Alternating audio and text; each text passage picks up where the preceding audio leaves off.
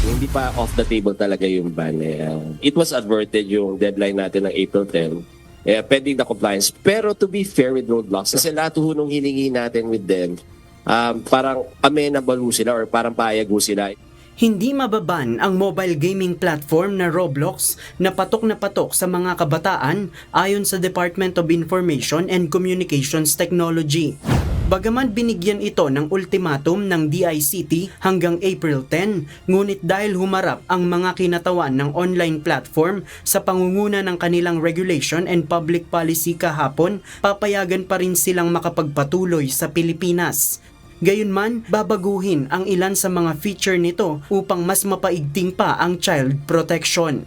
Ayon kay DICT Secretary Henry Aguda, bago ang long weekend, may mga reklamo silang natanggap sa Department of Justice, National Bureau of Investigation at Philippine National Police kaugnay ng paggamit ng Roblox.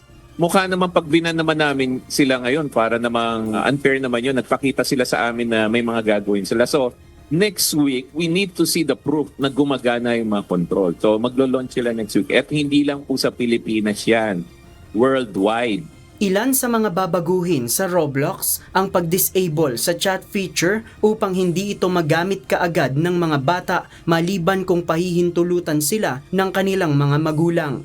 Sa chat kalimitan nagkakaroon ng sexual harassment sa ibang mga kabataang gumagamit ng Roblox. Gayun din ang mas maayos na age verification kung saan mai-integrate ang pagre-rehistro sa online game sa database ng Philippine Identification System para sa tunay na pagkakakilanlan ng gagamit nito. Ginagamit ng ilang pedophiles ang Roblox kung saan nagpapanggap silang kabataan para makausap ang mga batang user. Yung mga ginawa nila, yun yung mga pinidback po natin sa kanila 2 weeks ago. So kami naman, wow, okay, maganda yan. May mga in-implement na sila. One, yung chat. Off yan by design. I-on mo lang yan kapag ka may permission yung magulang. Nananawagan naman ang DICT sa mga magulang na kahit ano pang online platform ang gamitin ng kanilang mga anak, ay kailangan pa rin ang kanilang mahigpit na pagbabantay. Ang mga magulang pa rin nila ang dapat gumabay sa kanilang mga anak upang huwag mapahamak. JP Nunez, UNTV, News and Rescue. Diyos ang aming sandigan, serbisyo publiko ang aming pinahahalagahan.